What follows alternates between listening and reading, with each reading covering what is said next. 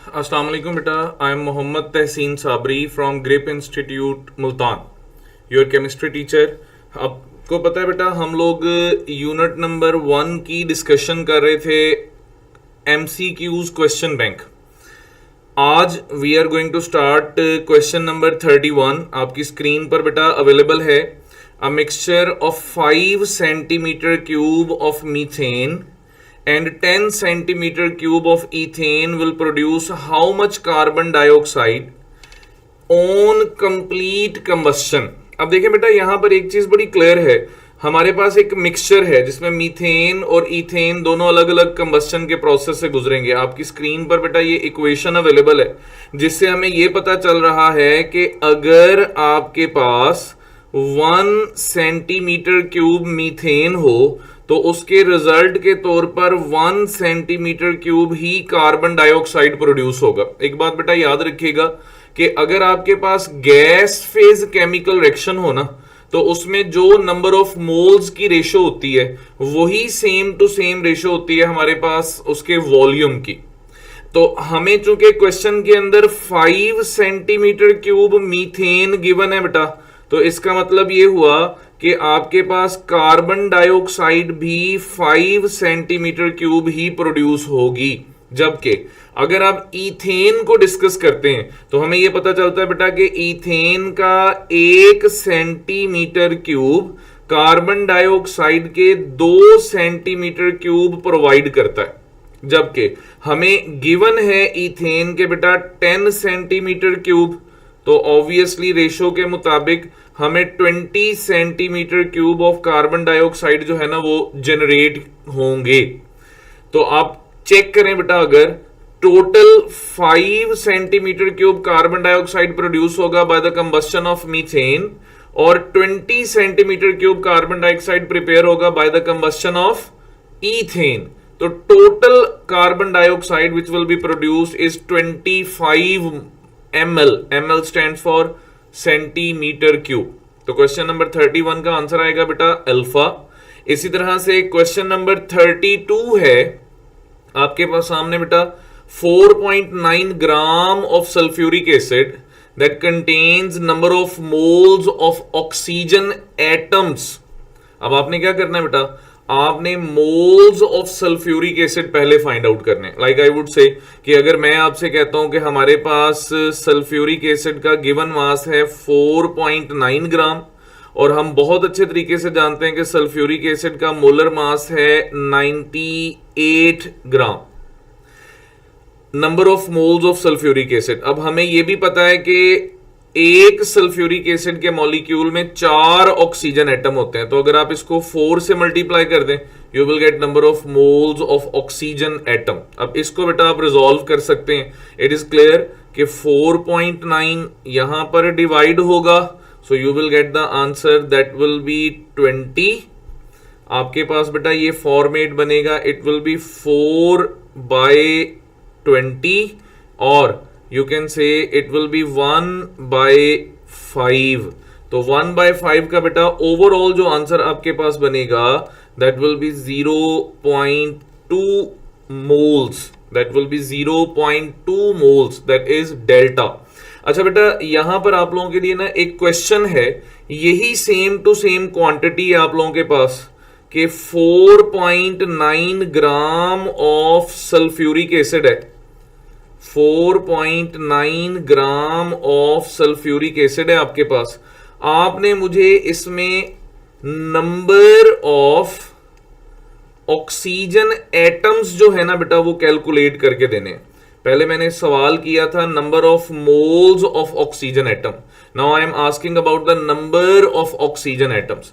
तो ये बेटा आप लोगों के लिए एक होमवर्क है, आपने इस क्वेश्चन को सॉल्व करके इसका जो आंसर है ना वो व्हाट्सएप नंबर भी अवेलेबल है बेटा, उस पर शेयर कर दीजिएगा, या फिर आप इस वीडियो की डिस्क्रिप्शन में इसके रिप्लाई में बता दीजिएगा बेटा। It's for the sake of your practice. Next question की तरफ चलते हैं बेटा। Question number 33, for a reaction, hypothetical है बेटा, x goes to react with 2y और प्रोडक्ट बनता है z।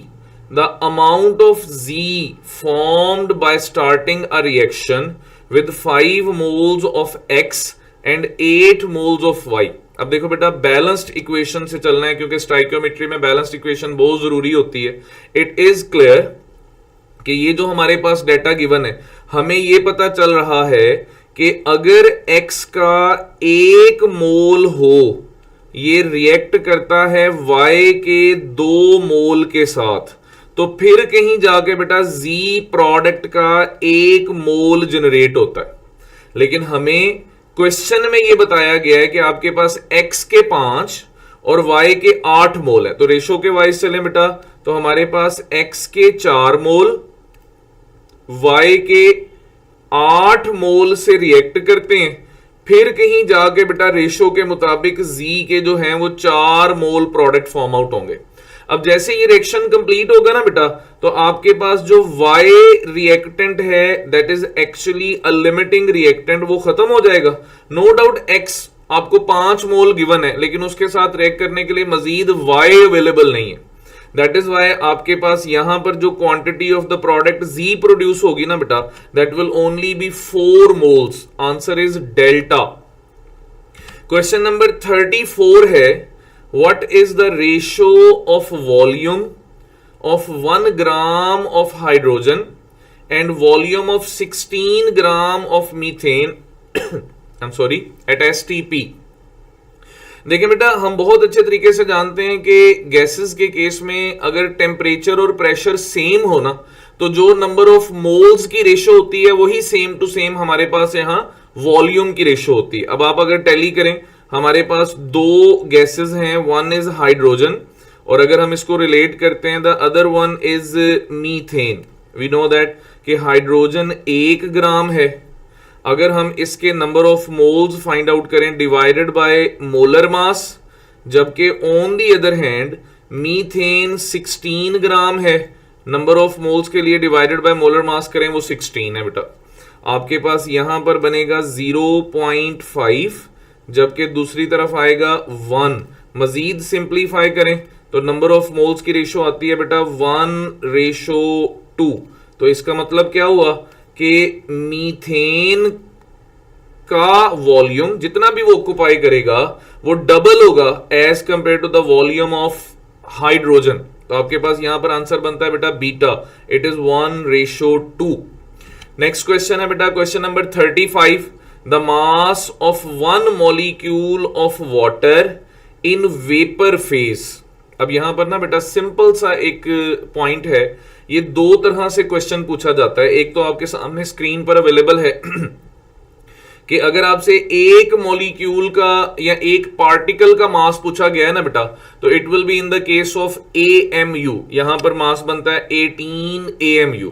लेकिन बेटा ये हमारी एक्सपीरियंस है हमारा पास्ट पेपर्स का कि आपसे ये कहा जाए कि एक मॉलिक्यूल ऑफ वाटर का mass in the units of gram find out करें। तो there is a question for the sake of your practice.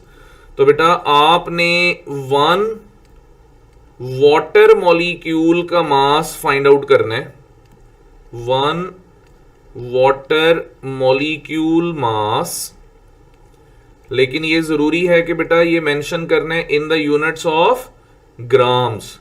अब ये बेटा आप लोगों का आप समझ लें होमवर्क है। अब ये सेकंड क्वेश्चन आज के लेक्चर में आप लोगों के सामने मैं शेयर कर रहा हूं, जो आप लोगों ने मुझे आंसर करना है आइदर ऑन व्हाट्सएप और in the description of this video.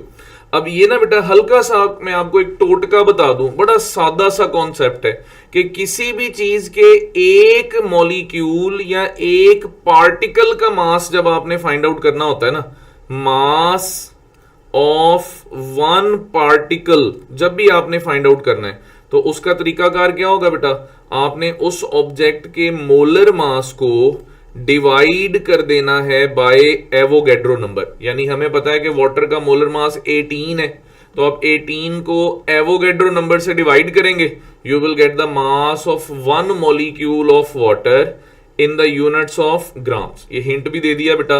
अब इसका आंसर जो है ना वो आप लोगों ने फाइंड आउट करना है। खैर क्वेश्चन जो गिवन था आपकी स्लाइड पर दैट वाज अल्फा।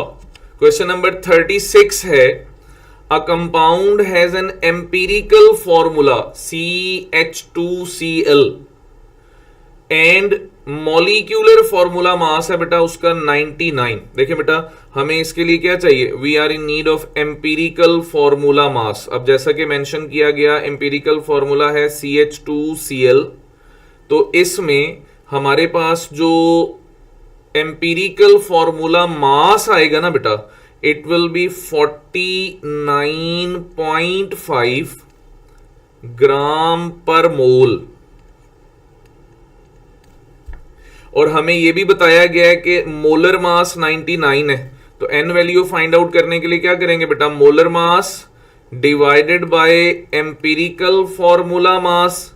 तो आपके पास यहां पर जो आंसर बनेगा that will be equal to 2, n value 2 है, यानी मॉलिक्यूलर फॉर्मूला जो होगा ना बेटा it will be 2 times the empirical formula. We know that empirical formula है CH2Cl, तो मॉलिक्यूलर फॉर्मूला हो जाएगा C2H4Cl2, that is beta answer. Question number 37 है बेटा, the number of moles of sulphur dioxide which contain 8 gram of oxygen. देखो बेटा we all know that कि sulphur और ऑक्सीजन की जो रेशो है ना, in case of sulphur dioxide हमें पता है सल्फर का जो मोलर मास है वो 32 होता है और 2 ऑक्सीजन एटम्स का मास भी 32 है। ये टोटल मिला के 64 बनता है, जो कि सल्फर डाइऑक्साइड का बेसिकली 1 मोल है। यानी हम ये कह सकते हैं कि if you are going to have 1 mole of sulphur dioxide, तो बेटा इसमें 32 ग्राम ऑफ ऑक्सीजन पाई जाएगी। लेकिन हमें कहा गया है कि 8 ग्राम ऑक्सीजन है। आप इसको सेम रेशो से बेटा डिक्रीज करें, that if you are having 0.5 mole of sulphur dioxide, तो इसमें बेटा 16 ग्राम ऑफ ऑक्सीजन पाई जाएगी। And if you are having 0.25 mole of sulphur dioxide, तो इसमें बेटा आपके पास 8 ग्राम ऑक्सीजन पाई जाएगी। तो आंसर बनता है कि सल्फर डाइऑक्साइड की अगर 0.25 मोल क्वांटिटी लेंगे ना बेटा, तो आपको उसमें 8 ग्राम ऑक्सीजन मिलेगी। आंसर बनेगा अल्फा। क्वेश्चन नंबर 38 है, आपको किसी कंपाउंड में कार्बन, हाइड्रोजन और ऑक्सीजन की रेशो गिवन है बेटा, आपने उसका एम्पिरिकल फॉर्मूला डिस्क्राइब करना है। सिंपल स्टेप बेटा, आप देखें हमें बताया गया है कि जो भी गिवन कंपाउंड है उसमें कार्बन, हाइड्रोजन और ऑक्सीजन की रेशो है 1:1.33:1। आप इसको बेटा होल नंबर में कन्वर्ट करना अगर चाहते हैं तो आप क्या करें, आप इस पूरी रेशो को मल्टीप्लाई कर दें by 3, you will get the ratio 3, 4 and 3। तो आंसर आपके पास बनेगा बेटा C3H4O3। I am sorry for that बेटा। क्वेश्चन नंबर 39 है, mass of 0.5 gram molecule, gram molecule से मुराद होती है बेटा मोल। अब मुझे पता है कि कार्बन डाइऑक्साइड का अगर आप 1 मोल टेकअप करें तो बेटा इसके 1 मोल का जो मास होगा ना वो आपके पास होगा 44 ग्राम। अब चूंकि क्वेश्चन में उसने पूछा ही मास है हाफ मोल का, तो obviously it will be half of the 44, यानी 22 gram would be your answer. It is beta. Question number 40 है बेटा, Noman has a body mass 60 kilogram, he has 18% water in his body, the total number of water molecules in his body। अब देखिए बेटा इसमें आपको क्या करना पड़ेगा, obviously you have to describe कि जो 60 ग्राम या 60 किलोग्राम बॉडी वेट है उसका 18% कितना होगा, ताकि आपको यह पता चल जाए कि इस पर्सन की बॉडी में मास ऑफ वाटर जो है वो कितना है। अब उसके लिए क्या करना है बेटा, आपने 60 किलोग्राम का 18% कैलकुलेट कर लेना है। ठीक है। अब अगर हम इसको देखें 23 द 60 और 25 द 100, मैं अगर इसको रिजॉल्व करूं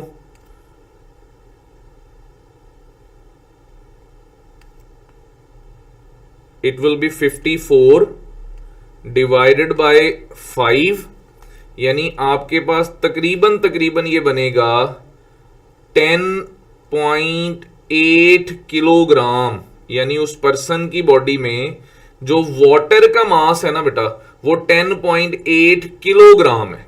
अब आपने क्या करना है, आपने इसको नंबर ऑफ वाटर मॉलिक्यूल्स में कन्वर्ट करना है। तो बेटा उसका बेहतरीन तरीका कार क्या होगा, whenever you want to calculate the number of molecules of water, तो आपने गिवन मैस 10.8 किलोग्राम, तो किलोग्राम को ग्राम में कन्वर्ट करने के लिए बेटा 10⁻³ से मल्टीप्लाई करेंगे, डिवाइडेड बाय मोलर मास है 18 multiplied by Avogadro number 6.02 into 10⁻23। अब अगर आप इस सारी वैल्यू को बेटा जस्टिफाई करें तो you know that 6 almost 3 the 18, 10 divided by 3 करेंगे तो आपके पास तकरीबन आंसर बनेगा 3.6 इंटू 10⁻26, क्योंकि बेटा ये वाला 3 और 23 ऐड हो जाएंगे, तो 3.6 into 10⁻26 would be your answer. इसमें वाटर मॉलिक्यूल्स होंगे उस पर्सन की बॉडी के अंदर। क्वेश्चन नंबर 41 है बेटा, due to the stability and abundance of the carbon compound, हम लोग बेटा रिलेटिव मासेस को मेजर करने के लिए ना कार्बन को एज अ स्टैंडर्ड यूटिलाइज करते हैं। तो आंसर आपके पास बनेगा बेटा दैट विल बी चार्ली। अब एक बात याद रखिएगा बेटा, यहां पर कार्बन का जो 12 आइसोटोप है ना, इसका 1/12 पार्ट बेसिकली हमारा स्टैंडर्ड है। क्वेश्चन नंबर 42 है बेटा, the decimal atomic masses are due to the mixture of, हम ये बेटा जो डेसिमल में जो पॉइंट्स में एटॉमिक मासेस निकालते हैं ना, वो उसके डिफरेंट आइसोटोप्स की एवरेज वैल्यू होती है। तो आंसर बनेगा दैट इज डेल्टा। 43 है बेटा, isotopes of an element are recorded separately, हमने पढ़ा हुआ बेटा कि आइसोटोप्स को मास स्पेक्ट्रोमेट्री में हम लोग डिस्क्राइब करते हैं। आंसर आपके पास बनेगा दैट विल बी अल्फा। ये वो टेक्निक है जिसकी मदद से हम ये काम करते हैं। क्वेश्चन नंबर 44 है that isotopes have same position in the periodic table. देखो बेटा हमारा जो मॉडर्न पीरियोडिक टेबल है ना, ये एटॉमिक नंबर की बुनियाद पर अरेंज किया गया है, और आइसोटोप जितने भी हों एक एलिमेंट के, उनका एटॉमिक नंबर सेम होता है। तो that is why because of same atomic number isotopes की पीरियोडिक टेबल में सेम पोजीशन होती है। आंसर बनेगा चार्ली। क्वेश्चन नंबर 45 है बेटा, identify the species with total 2 naturally occurring isotope. मैंने आपके सामने बेटा डाटा लिखा है, सिल्वर के टोटल 16 आइसोटोप्स होते हैं जिसमें से 2 नेचुरली अकरिंग है। ऑक्सीजन के 3, कार्बन के 3 और सीजियम के 41 नॉन आइसोटोप्स हैं। तो बेटा 2 naturally occurring isotope alpha option silver के पाए जाते हैं। क्वेश्चन नंबर 45 का आंसर आएगा अल्फा। 46 है, इन the combustion analysis percentage of hydrogen is calculated from. देखो बेटा हमें पता है कि कंबस्शन एनालिसिस में जो आपके सैंपल के अंदर कार्बन होती है ना, ये कन्वर्ट हो जाती है after combustion into carbon dioxide, और हमारे सैंपल के अंदर बेटा जो हाइड्रोजन होती है ये कन्वर्ट हो जाती है आफ्टर कंबस्शन इनटू वाटर। तो इसका मतलब है percentage of carbon carbon dioxide से and percentage of hydrogen water से फाइंड आउट की जाती है बेटा। आंसर आपके पास बनेगा that would be alpha. Question number 47 है बेटा, which of the following is या are is the correct statement. We know that proton number of isotopes of element is same, it's true. Proton number of isotopes of every element is different. ये बेटा सही है, हर element के जो isotopes का proton number या atomic number है वो दूसरे से डिफरेंट होता है। And the mass number of isotopes and average atomic mass of elements are different. It's true, isotopes का जो मास नंबर होता है बेटा वो डिफरेंट होता है, तो इसका मतलब है यहां पर ये सारी स्टेटमेंट्स ठीक है। Answer would B delta. Question number 48, ये बेटा एक मास स्पेक्ट्रम आप लोगों की स्क्रीन पर मौजूद है। The mass spectrum of lead element is shown. आपने मुझे बताना है एक्स और वाई एक्सिस पर क्या टेकअप किया जाता है। हम बहुत अच्छे तरीके से जानते हैं बेटा कि एक्स एक्सिस के ऊपर नॉर्मली मास नंबर या एम ओवर ई वैल्यू होती है, और वाई एक्सिस के ऊपर रिलेटिव अबंडेंस जो है ना बेटा वो जस्टिफाई की जाती है। तो इसका मतलब एक्स एक्सिस के ऊपर मास नंबर और वाई एक्सिस के ऊपर रिलेटिव अबंडेंस। मैं बेटा अगर इसको हाईलाइट कर दूं, एक्स एक्सिस के ऊपर मास नंबर और जो वाई एक्सिस है उसके ऊपर हम लोग रिलेटिव अबंडेंस को जस्टिफाई करते हैं। तो ये बेटा थोड़ा सा पॉइंट आप लोगों ने माइंड के अंदर रखना है, that's an important thing over here. Question number 49, हमारे पास ना बेटा किसी हाइपोथेटिकल एलिमेंट के दो आइसोटोप हैं, उनके एटॉमिक मासेस और रिलेटिव अबंडेंस आपको बताई गई। हमें पता है कि हर एलिमेंट के एटॉमिक या आइसोटोपिक मास को उसकी अपनी अपनी रिलेटिव अबंडेंस के साथ बेटा मल्टीप्लाई करते हैं, और हमारे पास क्या आएगा, एवरेज एटॉमिक मास आएगा आफ्टर डिवाइडिंग इट बाय 100। अब यू कैन सी कि एक आइसोटोप का मास है 60, जो पाया भी 60% ही जाता है।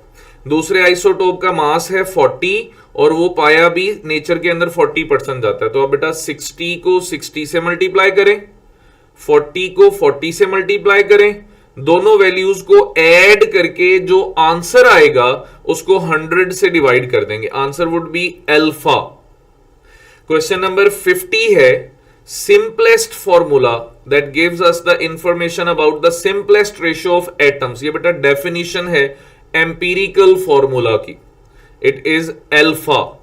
Question number 51, the formula which represents the actual number of atoms of each element in the compound. Definition है बेटा actual number of atoms, molecular formula, again alpha answer.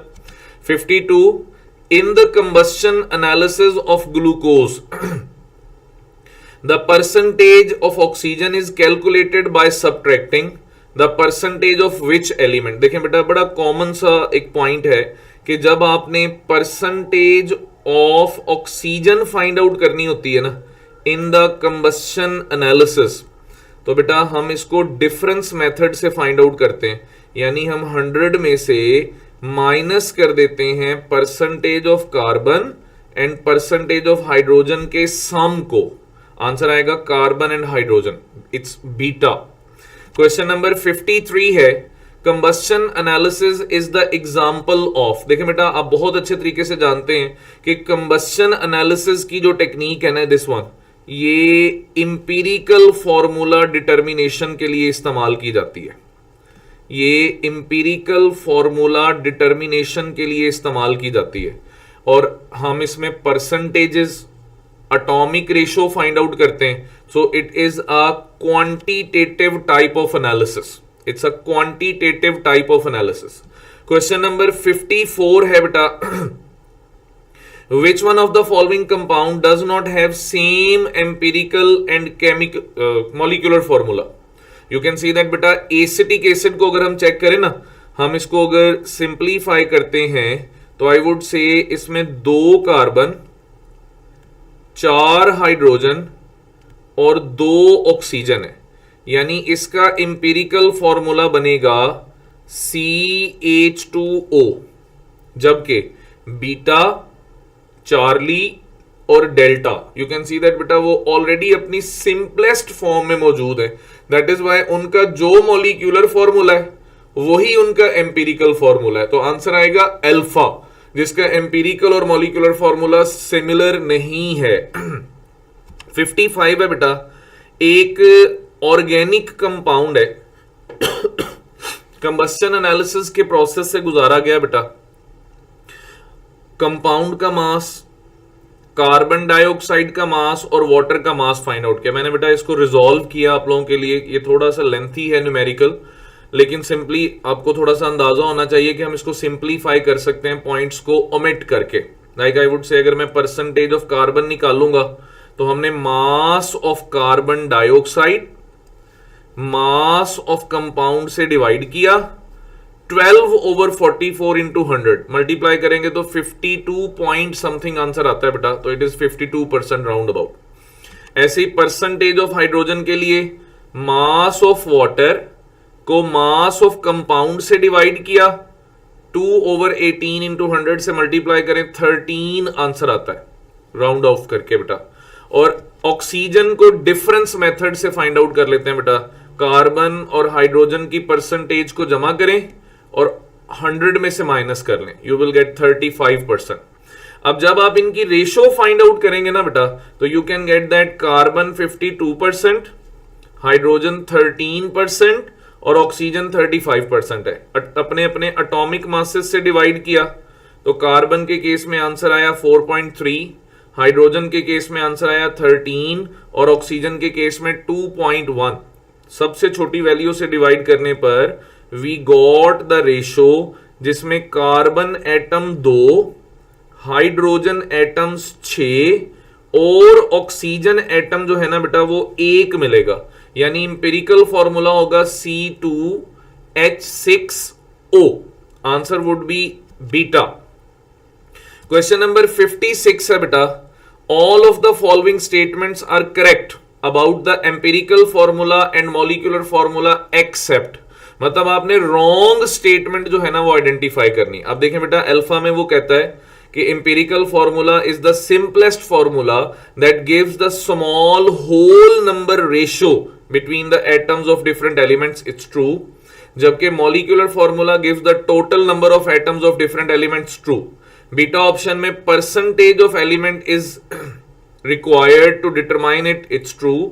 जबकि molecular formula के लिए हमें empirical formula mass और molar mass दरकार होता है, ये भी सही है। चार्ली ऑप्शन में बेटा फॉर्मूलाज भी बिल्कुल ठीक लिखे गए हैं, लेकिन जो डेल्टा ऑप्शन में मेंशन किया गया है ना बेटा, the term is used for ionic compounds only, that is wrong. बेटा आयोनिक कंपाउंड्स के लिए भी यूज होती है और वो कंपाउंड्स भी जो मॉलिक्यूलर नेचर के हैं लेकिन उसमें एलिमेंट सिंपलेस्ट रेशो में पाए जाते हैं, जैसे कार्बन डाइऑक्साइड, जैसे वाटर। और फिर जो मॉलिक्यूलर कंपाउंड्स हैं बेटा, ये सिर्फ कोवेलेंट कंपाउंड्स के लिए जो मॉलिक्यूलर फॉर्म में पाए जाते हैं उनके लिए मॉलिक्यूलर फॉर्मूला इस्तेमाल किया जाता है। यानी यहां पर जो रॉन्ग स्टेटमेंट आपके पास बनेगी दैट वुड बी डेल्टा, जिसमें इंफॉर्मेशन रॉन्ग है। Question number 57, mass of 1 mole of electron आपने फाइंड आउट करना है। बेटा सिंपल है, हमें पता है कि एक इलेक्ट्रॉन का जो मास है ना वो 9.1 into 10 raise to power -31 kilogram होता है। एक मोल के लिए आप क्या करें, आप इसको बेटा एवोगैड्रो नंबर से मल्टीप्लाई कर दें, 6.02 इंटू 10 रेज टू पावर 23। तो आपके पास यहां पर जो वैल्यू बनती है ना, it will be 54.6 into 10 raise to power -8 kilogram.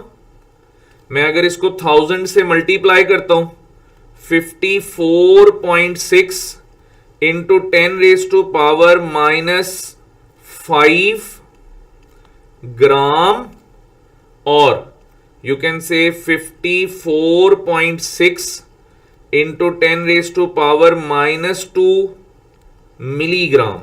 तो फाइनली फॉर्मेट बनेगा 0.546 मिलीग्राम। और अगर आप इसको राउंड ऑफ करते हैं बेटा तो इट विल बी 0.55 मिलीग्राम। खैर आंसर आपके पास बनेगा 0.55 मिलीग्राम। ये बेटा कोशिश करें कि इसको जुबानी याद कर लें कोशिश करें कि आप इसको बेटा जुबानी याद कर लें। Reason behind the fact is that कि आपको ये पता रहे कि कैलकुलेट कैसे होता है, इसलिए मैंने इसको सॉर्ट आउट कर दिया। क्वेश्चन नंबर 58 है बेटा, the number of moles of hydrogen atoms जो कि 3.2 ग्राम ऑफ मीथेन में पाया जाता है। रिपीट हुआ सवाल बेटा, कंपाउंड बदला है। अब आपको 3.2 ग्राम मीथेन है और मोल्स ऑफ हाइड्रोजन एटम, तो आपने क्या करना है, सबसे पहले मीथेन के जो नंबर ऑफ मोल्स है ना बेटा वो फाइंड आउट करने, और उस मकसद के लिए क्या करेंगे, हमने मीथेन का गिवन मैस 3.2, इसको मोलर मास से डिवाइड करना है, which is actually 16, it's number of moles of methane. अब चूंकि हमें हाइड्रोजन एटम्स के मोल निकालने और हमें यह भी पता है कि हाइड्रोजन एटम्स एक मीथेन में 4 है, 4 से मल्टीप्लाई कर दें बेटा। अब आप इसको रिजॉल्व करें, you will get the form 4 4 the 16, और हमें यह भी पता है बेटा कि यहां पर आपके पास बनेगा 3, या यूं कह लें 32 divided by 40, we can also represent it as 4 divided by 5, 8 के पहाड़े से डिवाइड हो जाएगा बेटा, और अल्टीमेट आंसर आपके पास जो बनेगा that will be 0.8 moles of hydrogen atoms are there, alpha answer है। क्वेश्चन नंबर 59 है बेटा, how many atoms are present. अब वो टोटल नंबर ऑफ एटम्स के बारे में पूछ रहा है इन 1 मोल ऑफ वाटर। देखें बेटा, इट्स अ कॉमन ऑब्जर्वेशन कि किसी भी चीज का अगर आप 1 मोल टेकअप करते हैं ना, उसमें एवोगैड्रो नंबर के बराबर मॉलिक्यूल्स पाए जाएंगे। अब वाटर की जो एटॉमिसिटी है ना बेटा, इट इज इक्वल टू 3, तो इट मींस आपके पास टोटल नंबर ऑफ एटम्स जो बनेंगे it will B 18.06 into 10 raised to power 23, or you can say 1.806 into 10 raised to power 24, but data के मुताबिक हमारा बेटा यही वाला आंसर है, that is alpha. Question number 60 है, which of the following substance is used as carbon dioxide absorber in the combustion analysis. We know that बेटा हम इस्तेमाल करते हैं 50% solution of potassium hydroxide, answer is beta, answer is beta. चलें बेटा, यहां तक हमारी आज की जो वर्किंग है वो कंप्लीट हुई। नेक्स्ट टाइम इंशाल्लाह ताला क्वेश्चन नंबर 61 से we will start. Thank you very much बेटा, खुश रहें, अल्लाह हाफिज।